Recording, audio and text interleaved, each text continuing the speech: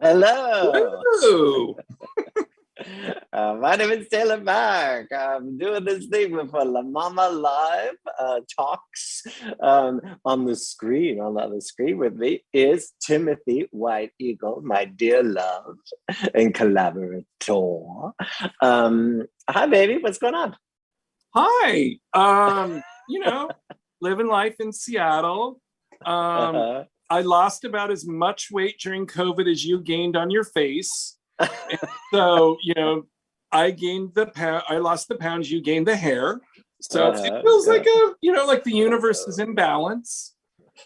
Wonderful. And you're not going to be in Seattle long because you are coming. Listen to me host. I've learned how to host into Zoom. I've got all the tropes. Anyway, you're not going to be in Seattle long because you're coming to New York to do a show at La MaMa, and I know nothing about it, I don't think. So tell us all about it. What is it? What's it called? When you're doing it? What's the inspiration? All that stuff. Oh, I'm just so tired of the media and the endless interviews about my work just need to stop. You're the second person in 3 years to ask me about my work, and I'm just like, oh my god. Well, then let's talk about all the work then. Yes. So you know me, Taylor, and at one point you said to me, "Are you still wrestling with that monster?" Yes, I am. Yeah. It's a reoccurring theme. Here, I brought a little picture for you. Yeah. So a long time ago, I started this project called the Indigo Room. And I had this vision of being trapped inside the belly of a monster. And it had these like military-esque ship things and guns, and was this like military / capitalism beast. And it was growing out of a sincere feeling of all of these mechanisms are in operation that I am party to, at least in part, through paying taxes that I don't approve of. But yet if I want to live here, I have to work and I have to pay taxes. And that double bind of being forced to support military action and environmental degradation and all the different elements, I just felt like I was trapped and helpless. And so I started to dream about this idea of doing a performance inside the belly of a beast. And it's developed over a long, slow period, because it really did start about 5 years ago. And where it has recently come to in the past year, the idea of the monster has transformed into the belly of a whale. And so the body of the performance happens inside the belly of a whale. And so what I've tried to do is create an experience. Most of my work comes from a place of what is the ritual that I need personally. And if I'm doing that work in an authentic way, I think it often finds an audience who find it valuable. And so I needed a process to help understand all of these feelings and how to get away from the helplessness. And so what I did was turn the monster into a benevolent being that wanted to support my development. Because there are those arguments there in the world that the universe is actually conspiring in our behavior, or conspiring in favor for our benefit. And it's just about perspective. And if you can change your perspective on the situation you're in, then you can adapt and have more fun. And I want to have fun. And I hold to the tenet that creation comes from a place of play and from a lighthearted and hopeful place. And that if we are full of fear, that's going to grind us down. And it keeps us away from the raw juice of creation. And so I think that how we transform the world is by being in a place of creation and being in a place of community. I don't know where I got these ideas from, but I swear Stop. we're on parallel tracks, and I'm not copying you, but we just we kind of went to similar. No, we're just loves. We're Yes. we're like Yeah. show loves. So we like the same thing. We found each other. That's all. Yes. Like, So that's what. but so yeah. So my guess is that because I don't know who's watching this, but probably some people that don't know your work. And you have a history of designing rooms that you do rituals in. And so before we talk about this monster, this whale in the belly, the Indigo Room, can you talk about the red room and the white room a little bit too? Yeah.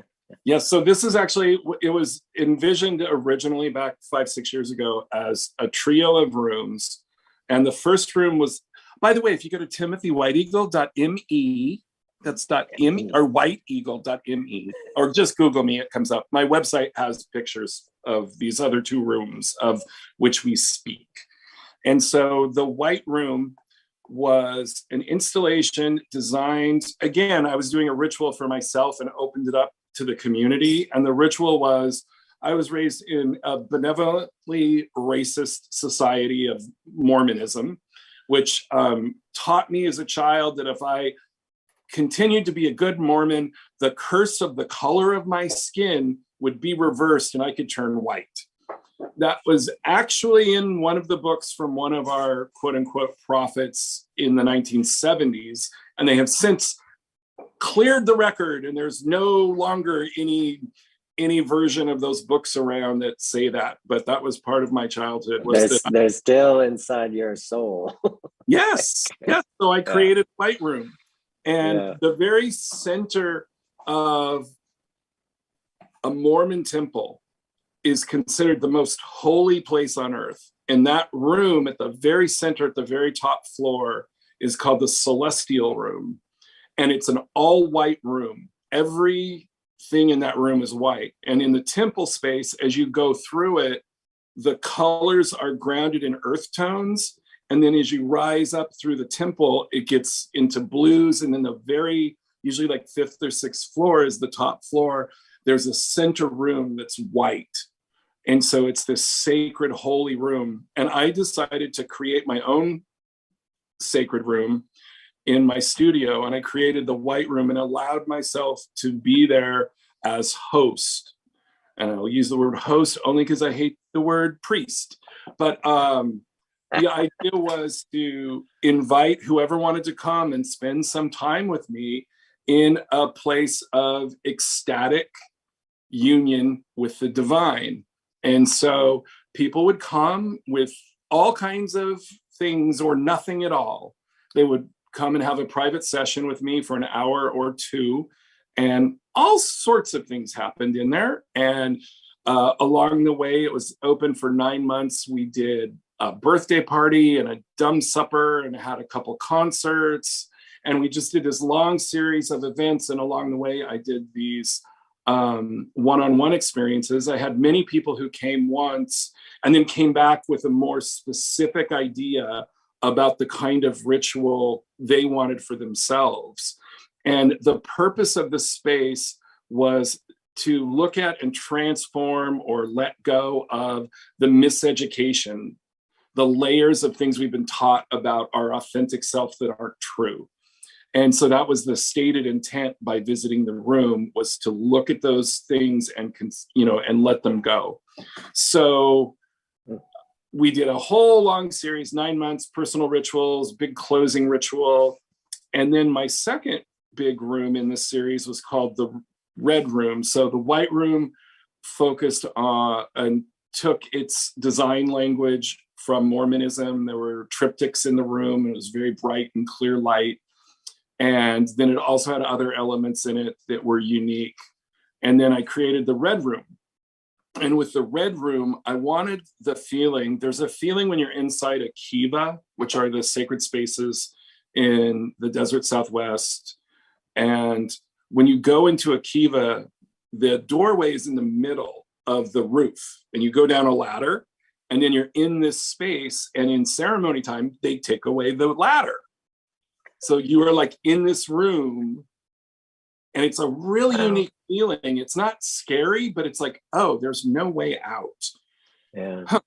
And so I wanted to create a room that felt like that. And so I created a round room, and it was, once you came in, especially if you didn't work there, you know, I worked there, so I knew how to get out.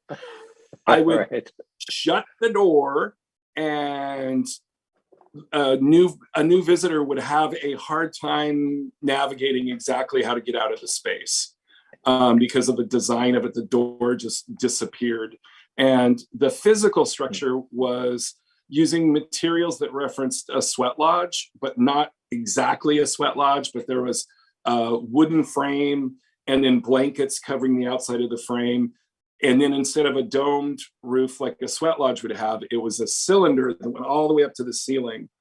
And then, so in the red room, I felt really called to work on fear and to offer a place for people to deposit their fear and to have the experience of acknowledging what their fear is and making a physical manifestation of it, a prayer tie, a little pinch of tobacco wrapped in red cloth, and to sit with it. So they had this sort of experience of creating this emblem of their fear on the outside of the room. And then they would come into the room and leave the fear with a buzzard, vulture, and give that piece of fear to a being who could digest it and release the energy of it. Because that's one of the unique things that vultures and buzzards can do, is they can eat poison and things that other animals won't touch because of their toxic nature. So they embody this ability to transform and transmute things that aren't healthy for others. And so I sort of had this idea of a vulture being at the center of the red room. And so again, we opened the door, invited people in. I used Facebook. Hey, come see my new thing. And which is, I love that as a way to get people to come, because we'd get, of course, friends and people who knew me and were excited about it. But then I would, like, every once in a while, some totally random, total unknown person shows up, and I would have the most interesting conversations and times with these people who I didn't know at all. So wonderful. So that was the red room. And then the indigo room was always seen as the third room in the series. And so here we are. And Matt, why start, you know, in the Mormonism, they go through the white room. And so what was there any importance in starting with the white, going to the red, and now getting to the indigo before we get to the indigo? Or is it something that you would mix up in different orders if you did them all again? Or is there a desire to do them again? Yeah. I think my impulse was because that was like the oldest feeling thing in me that I wanted to relieve. I wanted to work on that childhood stuff, because I was like, and it wasn't that the Mormonism impact was heavily on me, but it was there. Yeah. You know, there were threads of it, you know. I'm sure you have no idea what I'm talking about. Carrying around the baggage of my parents' baggage. Exactly. So I think that's why the white room came first. And also that's the project that started the ball rolling was the white room. And then as I sat with the white room and a couple months in was when I realized, oh, I want to do 2 more. And I knew that it was 3. And yes. So the indigo room, it became the belly of a beast, of a whale now. And is it still kind of the indigo room within that, or is it something different? Has it evolved to something different? Yeah, so it still is that some of those same ideas still come across and come forward. Specifically the color of indigo and the history of indigo in America, I was really taken with. And I don't know short, anything about that. the, Do you tell it in the show or?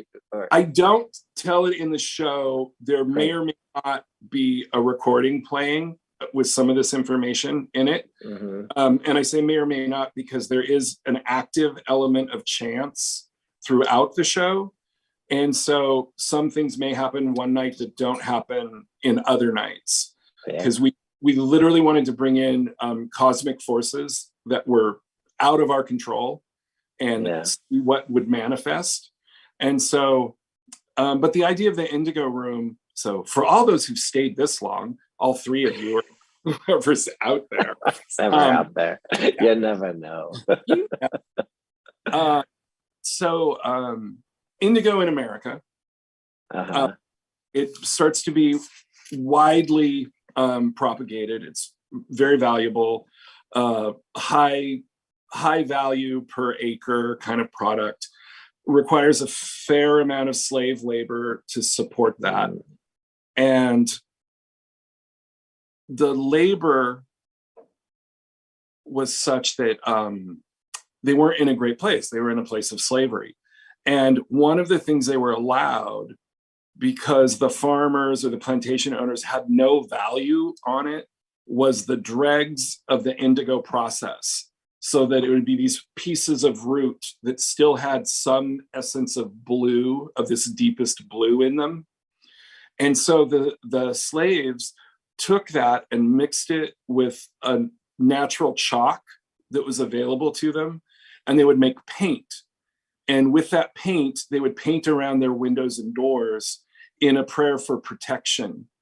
And that idea of taking the garbage of the system and finding the medicine in it and placing your prayer in that medicine, and then saying to the universe, I want to be safe, and I'm going to use this thing that I have available to me, even though it's humble, as my prayer. This is the best I can offer to the universe. May I be protected. And so I think that those kind of expressions are hugely important to the human heart. You can argue whether or not scientifically they have an effect, but I believe strongly that those kind of expressions help us to survive, help us to thrive. And so that idea of turning the garbage of this early capitalistic process into medicine is part of the Indigo Room. That's where the name comes from. So yeah. Okay, so oh my God, I can't wait to see it. And so, is the room all indigo? Is it designed like the inside? It's not. Okay. So no. You went your way. The design is going to be pretty simple compared to the other two rooms. I have a brilliant lighting designer, Nick Vincent, and he is helping us transform the space. And then, yeah, there are elements, and with the light, there will be some blue. It is not entirely, the other two rooms were definitely heavily saturated for your whole experience there, but since we're doing a sort of show ritual, we're calling it a happening. A happening. It's a happening. Because and is a happening, why that language as opposed to a ritual? Because it's I guess it's a ritual and a happening. It's a ritual happening. Ritual happening. It's a ritual. Yeah. So what are the ritual? Because I know that it's such a huge part of your work is like always going back to ritual. It's what you've studied for years and years and years, and it's been your practice. And it's it's so much of what you brought to 20 per decade when we worked on it was that wealth of knowledge of how to bring people together and create ritual and stuff. So and I've seen you do it at the gathering. I saw you do it with all those queens who are used to ritual. I saw you take people who are used to it and just like and explode it open too. So what are the ritualistic aspects of this structurally, but also with the content? There's definitely this dealing of chance. And so my collaborators have warned me. I tend to overspeak and give away too much. So they don't want you to tell too much. I don't want to right now. But first, let me say that, I get to be lead artist, and if it's successful, it is completely because I've had brilliant collaborators. And if it crashes and burns, it's entirely my fault, because my collaborators are incredible. Yeah. First of all, our elder collaborator, John Wilson, who is a theater teacher emeritus from Cornish College of the Arts. And what is his Kindle? John Kindle Wilson. I'm not supposed to release his name to the public without his middle name. So John Kindle Wilson is. I love a queen like that. I love a queen like that. He's brilliant. like Tigger. No, you can't print Tigger's name without the exclamation point, even in an email.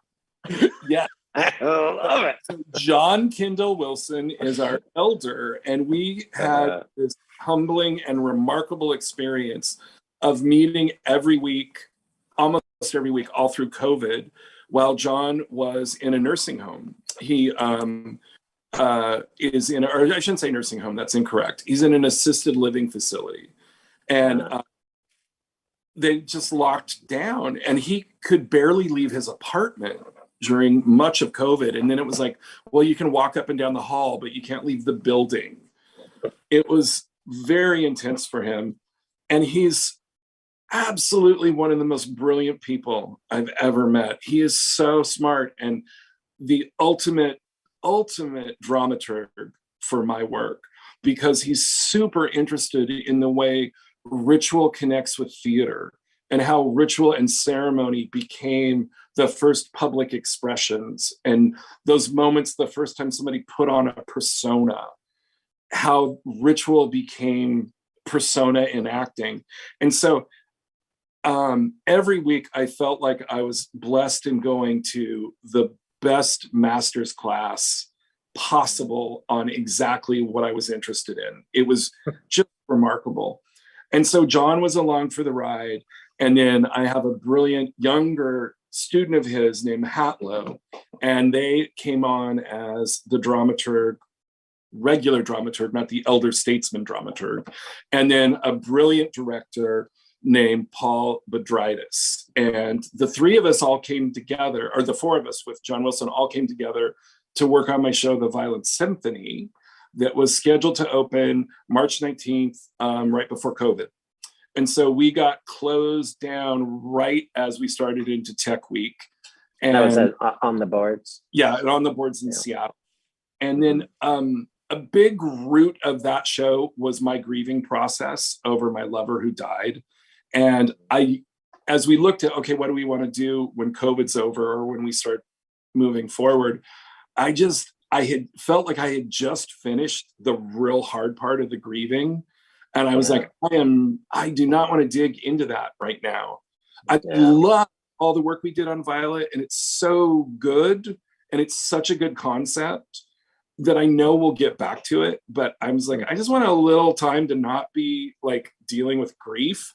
So that we just started opening it up to the universe. And a lot of times we were meeting during COVID, not knowing what we were doing, except that we were exploring ritual, exploring theater, exploring mythology, exploring the idea of writing new mythology. And so that's what we did. Yeah, been hugely impacted through my whole time with the ideas from Joseph Campbell of where the artists to make the new mythologies, and a recognition that mythologies no longer serve us because they stopped evolving. And every single tradition, the mythologies always evolved. And as soon as they stop evolving, they become dogmatic and power structures. Because they wrote them down. I mean, I love the written word, but it's like you make a manual for middle management when you write down, and instead of instead of gathering the thought and the exchange together and letting it evolve with each other. And so it's like that's around the campfire the story gets told, and it evolves to matter to to relate to what the weather's doing that day. Yes. Yeah. Yes. Yeah. I knew you'd get it. I know. No, exactly. Yeah. They became codified. And then once there's a code, then certain people are going to attach themselves to knowledge of the code as a system of power. And so I was really interested in creating something that was alive and new, and looking at mythologies that were not the mythologies I'd heard before, and to create this container where I might say anything. So that's part of the mystery of this, is I've created a space. There is a score. There are mythologies and stories within that score. There is the chance element that will alter the structure every night, at least to a certain degree. And there's a middle section that we're calling the abyss. And what's going to happen? No, it's so brave, Whitey. It's so brave. Oh, for those of you who don't know, all of Whitey's friends call Whitey. Yeah. Yes, it is an approved of name. And Taylor held out longer than most for a very long time. Did I? Oh yeah, you were Timothy. I don't like to call people by their nicknames, but I don't know. I just yeah. Anyways, anything to bring you closer. So I have oh my gosh, so many thoughts and wonderings. Well, one thing is, so within this element of anything can happen and saying we don't know, it's, and I hear that the score, it's very much in line of jazz musicians or artists like Karen Finley or just anyone who told the story at a campfire. But there's, but then there's this other element to your work that I find also it makes my heart flutter, because you're not shy about mixed company. You know what I mean by that at all? Yeah. Like, you don't, like, I have mixed company shows. I got the queer people, I got the kids, I got the adults, I got the seniors, I got the elders, whatever. I got like all the people. I got the mixed company, and I'm always trying to find a way for everyone to come along. But sometimes I feel like that censors certain, like, my queerness, and I don't feel that from you when you perform. You're like, oh yeah, the 13-year-old came to the show. There wasn't, we said it wasn't a show for kids, but they came. So we're not going to censor the fact that we're having sex in the back. You know what I mean? And so I wonder, yeah, what is that? Where does that come from? What is that? How is that working in this piece? Is that an ethos? What is it? That's a big question. It's a big question. Never me before, and so now I got to think. Well, what I would say about this particular question, we have had some calls from the box office already. They somehow knew that I might be in a gray area for kids, and so they called up and said, well, what about they literally were like, what about an 11-year-old? I'm like, it depends on the 11-year-old. It always depends on the parents and the 11-year-old. It does. Yeah. It really does. But there's, that idea of not censoring yourself probably comes from my Mormonism, and how I had to squeeze, actually pretty much my whole life, trying to fit into somebody else's expectation and box. And not, when people, this is my favorite, when people hear Native American storyteller, this is not what they expect, or what they get from me is not what they expect. Screaming Queen. Yeah. And so right. That all of Screaming Queen Leather Daddy. All of the many ways people expect, I never fit in anywhere. And I'm just gloriously okay with that now. I used to joke that I'm a liminal Indian.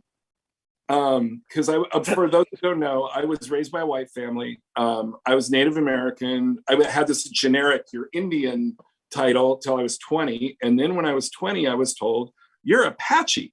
And I was like, oh, how delightful. So then I like sort of spent 30 years thinking I was Apache and like reading and learning and, oh, I'm Apache. I can feel good about myself. I have this connection to White River and White Mountain. And I don't know who my mom is, but she was from there. And then Ancestry.com comes along and I find my mom. And she doesn't talk to me. So by the way, FYI, spoiler alert, she never said hello, but I was able to figure out who she is because of the way the profiles work and internet sleuthing, and because of my younger, smarter assistant who got online and did like total crazy deep dive on the little tiny threads of information we had, and we were able to confirm who my mom is. I'm not going to say her name out loud because she's never acknowledged me, but I will just say this. My mom was a baller and a half, still is, like very impressive Wikipedia page. And I was like, Mom. But so I'm not Apache. I'm these two other tribes. Weirdly, this is super fun though. It was my grandfather was in movies, and one of them's on YouTube, and he did a bunch of bit parts, and then he actually had some not so bit parts, and so I can watch my grandfather in these movies. And so it's this very surreal to like have a connection to public people who haven't acknowledged you. So that's future next show. That's it's called the next Indian show. School. But like it's useless to say the next show, because if it's in your brain and you make the kind of work you're making, it's in this show. Oh. Right? Right? Oh. I mean, maybe you're going to focus in on it in the next show, but it's there. Everything that is going on in your life, including the White Room and the Red Room and everything, is all going to be in the show, because you make the show based on the score, but also based on today, the day you perform it. Right. That's exactly, you are correct. And that is exactly how we approach the work. We did a version, the way we're approaching it's very, very generative. So I did a live cast of some of the material during the middle of COVID for a festival. I just did a big thing in a church of your origin, and did a big installation and did a 5-hour durational performance there, also with some of the material. That one in Portland? Oh yeah, it was in Seattle. The town hall, which was a Christian Science. You're Christian Science, right? Or you grew up? I was raised Christian Science. Yeah. It was a Christian Science cathedral that was built in 1920, I believe, 21, and it's shaped like a crucifix in the building. The main room is a crucifix, and the organization that took it over, there's no crucifixes present.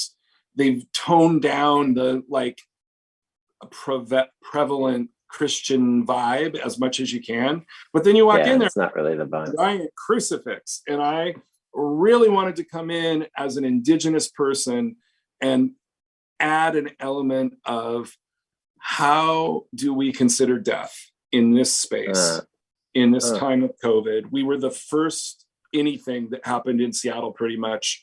Right after they started opening things up for public. In a Christian Science church. Yes. Like that. Of course, they're the first ones that open it up.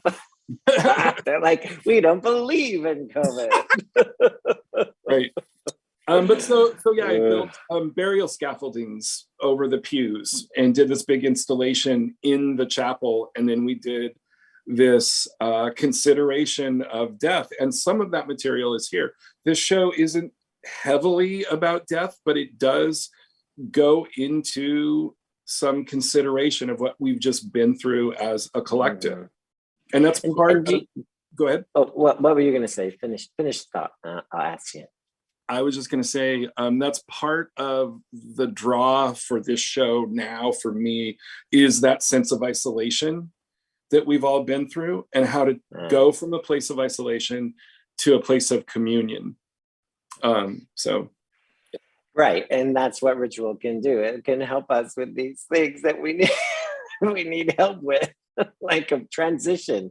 I mean, I think of ritual a lot. It's just like it's just transition. We're just trying to get from A to B, but we can't without doing something, that acknowledges the past, the present, the future. But I do have a question about do you feel obligated coming back from and maybe this is a silly question because your work is always geared towards this, but towards do you feel an obligation to acknowledge what we've just been through in the work? Do you feel any kind of pressure, like, oh, I've got to make a work about the last year and a half?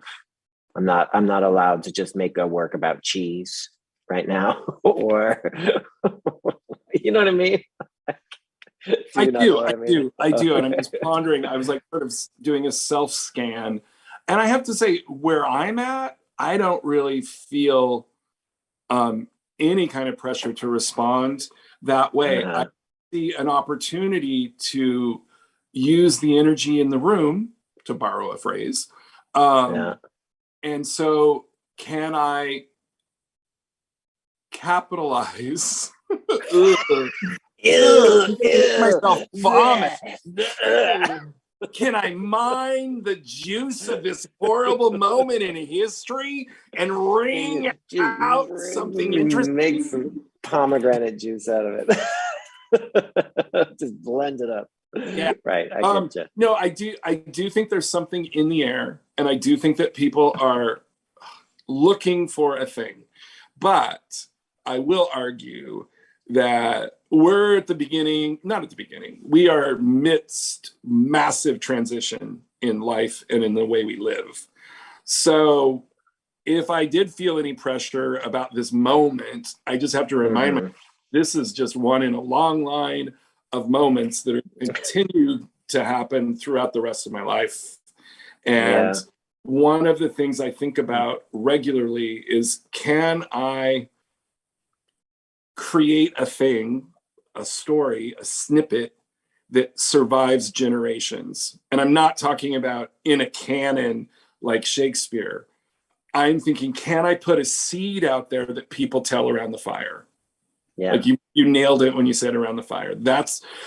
Can I code into my words something of value to generations down the line that expresses something of what I've been through and can transmit that 100 years from now to somebody who's never heard my name? I have no desire for like a career with my name on it. I'm not looking to be a public figure or to have, a wing of a library when I'm gone or whatever. But I do think about so obnoxious when people want libraries named after them. What? But anyways, yeah. But yeah, but you do think about. I do think about, can I code in meaning of my life, my experience now, in such a way that 3 generations from now, somebody's gonna tell this story around the fire. That's really interesting to me. Yeah. That's my reach. I don't think I've gotten there at all, but maybe if I keep plugging away, I'll find something. Well, yeah. I mean, you're a grassroots activist. I mean, is that fair to say? Through my work, yeah. But I personally believe we heal ourselves so we can heal our community, and a healed community has a chance at making radical change. So I choose personal healing and offer my understanding of what personal healing looks like through art and ritual, and hope that means something to other people. That's how I approach activism. Of course, I hit the streets every once in a while, but not at a level that I want to call myself. But I guess I just mean you show up every day for your community. Yes. And that is the ritual of showing up for the community. And if that spreads forth and through the universe, That's wonderful, right? But your main concern are the people that are in the room with you at the moment. Is that fair? That's Yeah. yes. Well, Well, so okay, so is there any like Jonah? Is there any Melville? Is there any like what's yes. what's the whale come from? So, well, how much do I want to give away? How much do I want to be mysterious? You don't need to give away anything. I mean, Melville Melville has been in the field. We had one of my elders came in for a couple of days and was hugely helpful. Charles Lawrence, who's the New York. I reread Moby Dick in the last year, and I had no idea it was so funny. Because the last time I'd read it, I was a teenager, and they're forced you to read this book, and I had no access to camp people, so I had no concept that it's hysterical. It's a very funny novel. It is not a drama. I mean, it's poetic as all, gorgeous prose, but yeah, it's interesting to experience that. White Eagle present Moby Dick, a comedy. A comedy. Let's do it, baby. Yes, Moby Dick is present for sure. The reason, the root of the show are swallowing monster mythologies, and swallowing monster mythologies pop up all around the world. Let's do that again for the sake of the kids. All around the world. So everywhere there are swallowing monster mythologies, and what's fascinating about the mythologies is the hero gets eaten, and then he stays in there for days, and it's usually, interestingly, almost all around the world, 3 days, and then he comes out and he's transformed from this experience of having been eaten by the whale or the snake or the monster or whatever. And I just was like, Zeus, right? Didn't or Zeus or whatever Zeus's father didn't he try to eat them or something? Jason, I think, gets swallowed as well. Like there's a couple of Greek and Roman, and they get swallowed. Do you know about the Solar Stutter? This is my favorite piece of research in this whole thing. Oh my God, tell me. So, the reason for the 3 days, which is, to me, 3 days with Christ and all that. The reason for the 3 days is when you are watching the sun at winter solstice, and if you're early people and you're just watching, and every day the sun's like, okay, boop, okay, tomorrow the sun's over here, tomorrow the sun's over here, tomorrow the sun's over here. If you're watching the sky at winter solstice, there's this thing that happens called the Solar Stutter. And it looks as if the sun for 3 days in a row doesn't move. It's something about the optics and the lopsided curve of the earth and the way things work. It looks like the sun is in the exact same position for 3 days. And so it became this like, oh, the sun is like standing still. And so it became this thing because all of these swallowing monster mythologies evolved from the swallowing stories, which are a story of where the sun goes when it goes down. So literally, like when I talk about it, I can just feel the ancestors of all of us watching the sun going down and going, where does it go? It disappears every night. Maybe around the fire, somebody will tell us how it happened. And then these stories come up through the fire, and then they become more and more elaborate. And then they tell us more. I mean, they tell us something about the sun, but they also tell us about we're putting things in our mouths, swallowing, and they're coming out different. And what do you do with the things that come out? How do you use it? Like all of that stuff. I mean, and we put in the semen, and then the baby comes out, and you know what I mean? Like it's just like it's all about internal, external. It's like, yeah, of course we want to put that on the sun too. Yeah. But anyway. No, it's brilliant. So that was, I just got obsessed with this image of everybody has this root. That's in our bodies as DNA from our ancestors who all looked at the sky and went, where does the sun go? Who has the answer to this? And then as I was doing my research, I think there's a real interesting moment when Christianity takes on Jonah and the whale, and it becomes a historical fact in the mind of the Bible. And it's no longer a mystery. It's no longer a God form. So it's no longer a myth. Now it is history. And so I think that's really interesting. So one of the threads in the show is not that my magic whale, Baleen, is good. It's that I tell my history I tell little threads of my history in the show.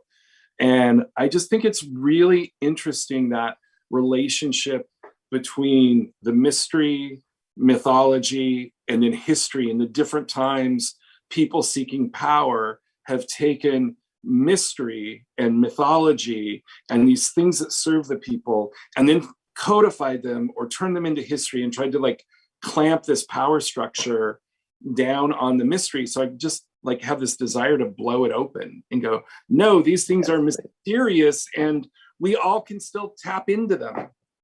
I'm a big proponent in, we can all do this. It's not that I'm this like magical being that got lucky with my training and know how to do stuff. It's like one of the goals of the show is to say, we can all do this. We can all connect and be inspired and follow our intuition and create our own rituals, and to recognize that's how it was always done. And this whole idea of priestcraft and shaman and all that is like, no, that's all power grabs and yeah. I mean, people get good at it if they do it every day, you know, like it's just like yoga.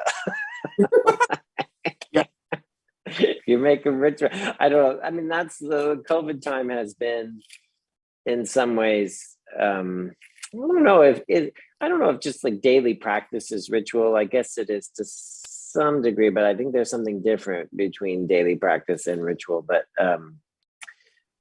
in terms of the intention, but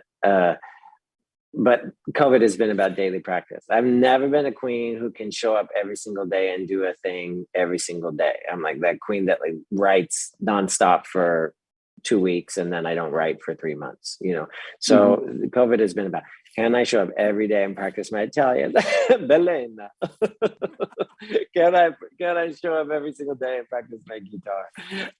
Can I show up every day and do, you know, A, B, and C, and D? And it's exhausting having a daily practice. That's what I've learned. But it teaches you how to learn differently than cramming. So I don't know, there's something in there about ritual and making it daily practice and making it part of our lives that I find, I guess I'm longing for more of it, you know, as a way to, as a way to cease the cramming of wondering or communal gathering, or you know what I mean? Yeah. Well, have I got a show for you, Taylor Mack? Have I got a show for you? I'm telling you, I should just come every day. That's what I should do. Yeah. Make a daily practice. So what are the dates while we're there? What are the dates? Oh, November? we open March. No, we open in March in Seattle, but November 11th at MaMa, and we run Thursday, Friday, Saturday, and 1 p.m. matinee on Sundays, and we run for 2 weeks. So then 11th through the 21st, and on the 14th, after 14th, 15th. When are we doing? You're doing some other talk back with me after the show? I'm sure it's in the calendar, but I don't know. It's on the 11th, 12th, 13th, 14th. It's the 14th. On the 14th, we're doing a live after the show talk back with Taylor Mack. So after Matt, and I'll have lots of questions that have to do with the actual show. I know, right? I kind of love that you didn't read about it. I was like, oh, I was kind of hoping you wouldn't know anything, and I did. I mean, I'm happy that I knew about the other rooms and stuff, but you know, we could find that connection. I really want you to do all of them. I don't know if you want to, but I want you to do them all in New York so that everyone you know, That's my can come big see dream them. from the beginning was to do all three simultaneously. As you know, there's a ritual intent about all things existing at the same moment in time helps make them time out of time or makes them sacred time. And so I'm super interested in doing them all three, and we'll see what happens. Yeah.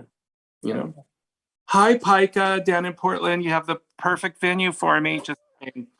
Because they've got a room for me at Pica. I just did a residency at Pica, and they are so good to their artists. They took such good care of me. They were nice to hear. They were delicious. You know, they were one of the first people in America to book me. Oh, really? Yeah, Pica. I mean, it was Mark Russell was there are, are shuffling. Mark Russell knew me from coming down to the Slide Bar and seeing the gay work in the Slide Bar.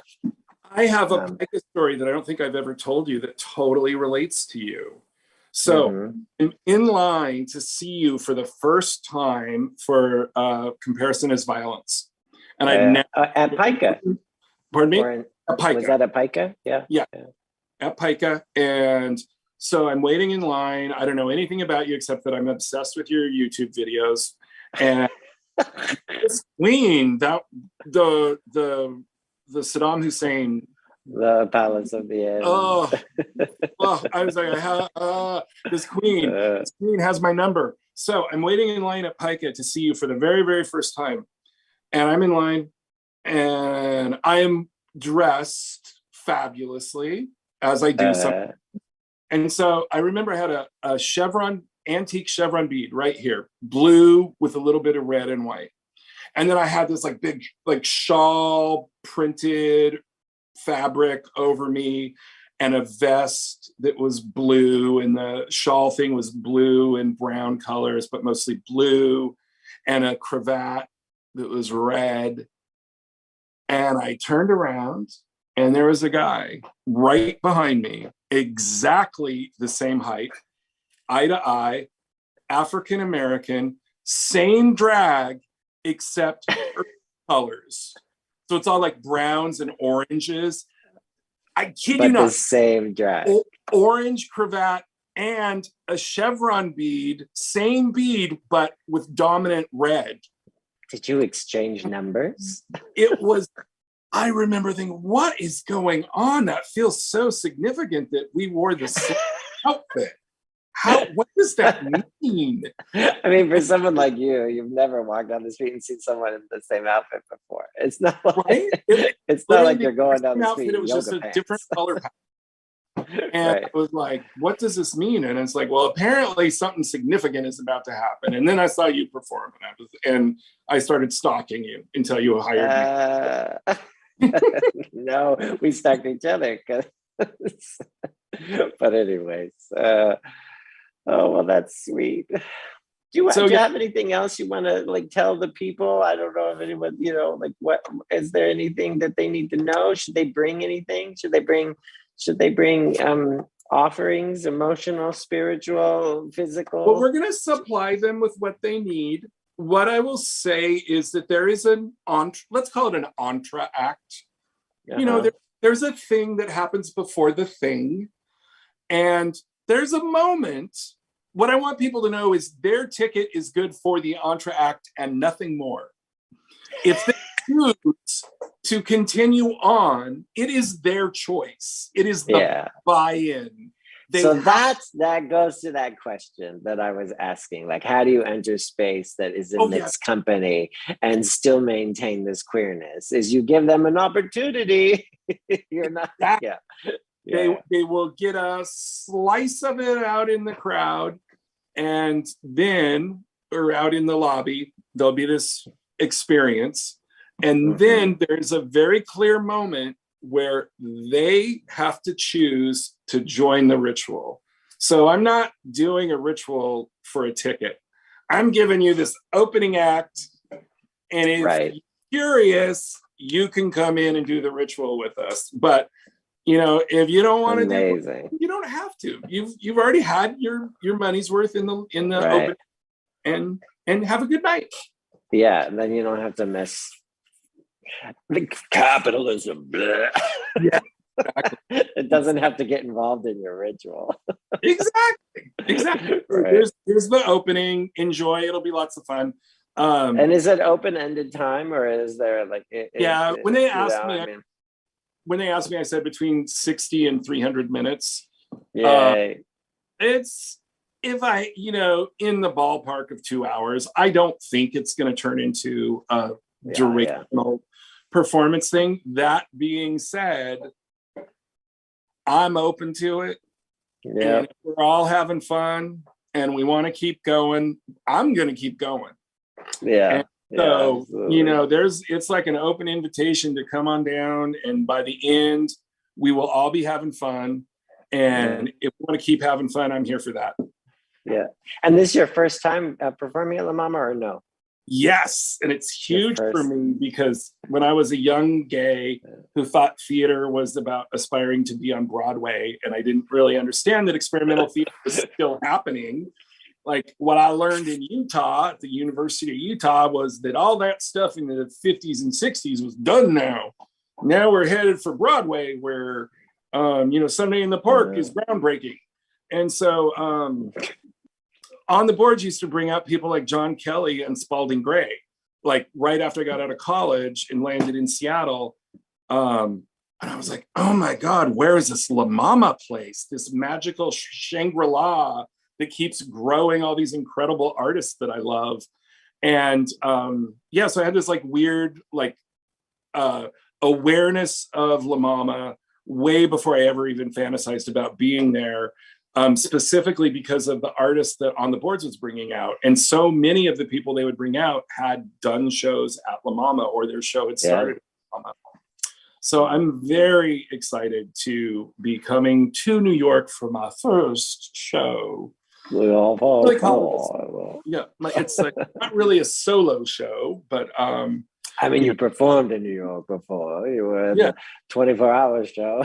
Yes. Now it's Warehouse. I'm sorry, Taylor Mack, but now my name is on the marquee. Well, that's true. Hey, baby. Yeah, make it happen. Well, hopefully the whole community comes out and checks it out. I don't know. Do you want to just like, I don't know how long we're supposed to talk, or if I think we're perfect. We're at an hour. They got their money. Okay.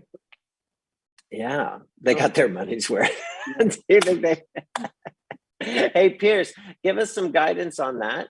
In our secret ears, Pierce is going to tell us what we're doing on time, because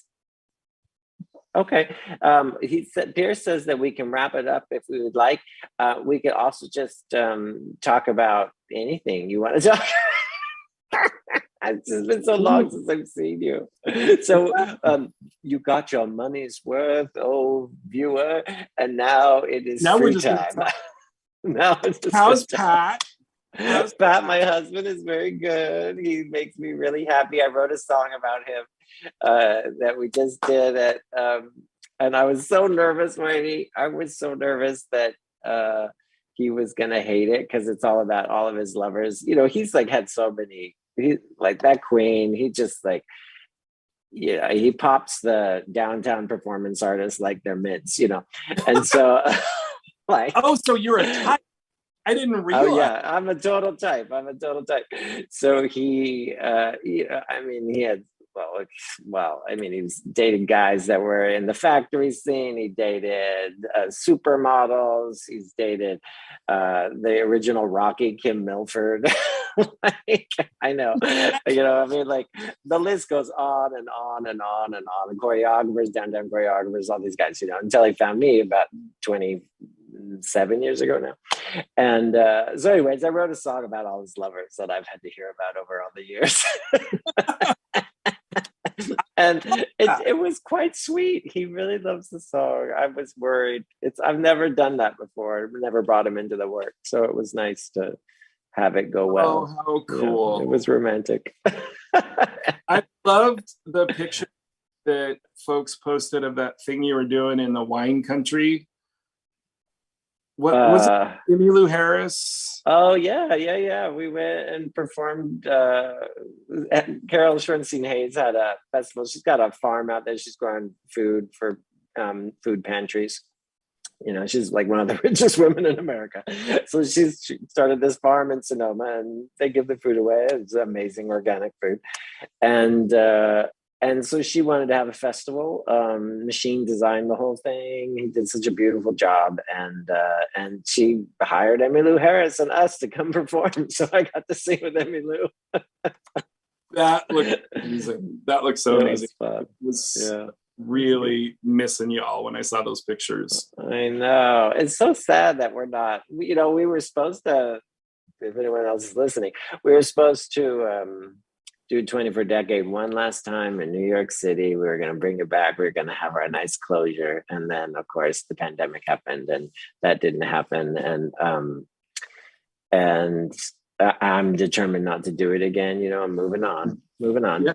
But it was one of the great sadnesses that we didn't get to just all gather again to say, yeah, we did that thing, all together and love up on each other. But we'll find some other way. That's maybe a question for the Indigo Room. What happens when it doesn't go as planned? Yeah. Mm-hmm. Yeah. What happens to the community when the harvest is rained out? Not just starving, but emotionally. Right. Yeah. It's such a strange time. I think a lot about how to stay together. Mm-hmm. Knowing that plane travel is really rough on the environment. Yeah. And that whole thing is just like, it's so hard for me because, I travel so much for ceremony stuff. And I'm just like, should I be doing this? Like, we just started a little bit of ceremony stuff, not a lot this year because of COVID, but we did like a little marked the occasion of a ceremony in Montana with like 8 people, instead of the normal 100. And I'm so aware of that piece of my world and so confused because I love my family. I have great chosen family in Seattle, but I also have like these amazing chosen families, both through my spiritual community, which is all around the country, and through performance in Taylor Mac world all around the country. And so I'm just like, I don't know. Yeah. That's a great question. I think we got to figure, we're behind the Europeans on this, but we really got to figure out how to counterbalance our footprints, so so if you go to ceremony, 100 people go to ceremony in Montana, and every single one of them counters the carbon that they spent to get there, plus 50, right. Then you've actually, I think you've done good. I don't know. I don't really know if that's true or not, in terms of the industry and flights and how it all works. But it's my fantasy that would be true. So it's definitely worth researching before committing. But yeah, that's what I think. That's what I want to do moving forward, is just figure out a way to calculate the carbon footprint and then erase it, and then some, every time, just to, even if it doesn't matter, even if it's too late. It's what you said before. It's about healing our experience, as well as the community and the earth. It doesn't matter if it's too late or not. It's not too late because we're alive, so whatever. Right. I'm trying to be positive, girl. No, yeah, something's going to go on, and lots of things are going to change. Like that's life. And so how you have the experience of the change is a lot about how attached you are to things not changing, and how attached you are to your expectations of feeling like how the future is going to go. And so, I just want to make the world juicy and fun and playful and thoughtful and inspiring and all of that. Yeah, I mean, I think about these kids that Dusty Shoulders teaches. It's a marine school, I guess, in I think it's in Manhattan somewhere, or New York City somewhere. And they've just been putting oysters in cages for decades. This part of their education, and they're cleaning up the Hudson as a result. And that's so that they can learn as human beings how to take care of things and how to be better, but also learn about the water. It's also about like hoping that the future will be better for the Hudson, but but it's fun. It's also because it's fun to do it. So right. I guess that's that's kind of what I'm wondering more about, is how can we make everything more fun. I'm here for this. Yes. And you're here. And one of those things is going to go see Timothy White Eagle and La MaMa. It'll be fun. And, like I said, there's a deep dive. We're going into the abyss. We're going into the dark cave. That's unavoidable. But there will be transformation in the cave. Yeah, and that's fun. Transformation is fun. Yeah. And nothing wrong with getting swallowed. I'm jumping off a cliff. I might totally fail. So come on down. Watch the splatter. Who knows what might I love you, baby. I love you too. Oh my God. Right. Can't wait to see you. I'm in New York in 2 days. I know you're there before I am. We'll find time. Okay. I owe you a dinner. I thought of that, one final note, and then I'm going. I want to take you to dinner because Pat was always buying dinner for me. And when we left Berlin, I was like, okay, I have got to find time. Then when we're in New York, I have got to buy dinner for Pat and Taylor. And just for the excuse of hanging out, not for the excuse of I know, but debt relief. You guys have been so yeah. I love you. I love you. I'll see you soon then. I'll see you next week. Yes. All right, bye. Bye, Thanks, La MaMa. Bye. Thanks for tuning in, everybody. Have a good night.